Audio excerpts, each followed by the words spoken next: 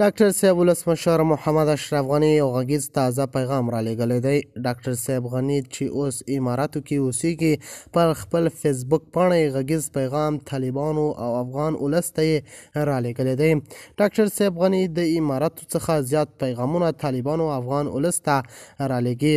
ډاکټر صاحب غني د افغانستان د نظام په هکله غږېدلی دی او غواړي چې افغانستان نظام جوړ شي. ښاغلی غني ډېر له طالبانو سره خپلې اړیکې نږدې کوي.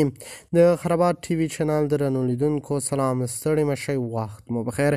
هیله لرم چې جوړ او روغ به یې په سر کې یادونه کوم. که خرابات ټي وي چینل مو نوي سبسکرایب کړی، په درنښت سره خرابات ټي وي چینل سبسکرایب کړئ.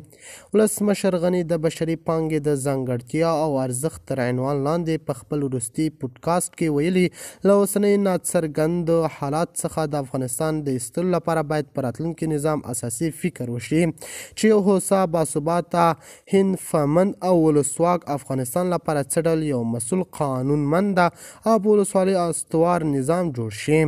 ښاغلي غني له طالبانو څخه غوښتنه کړې باید نظام مو ښه په شریعت او په هر څه معیار برابر وي.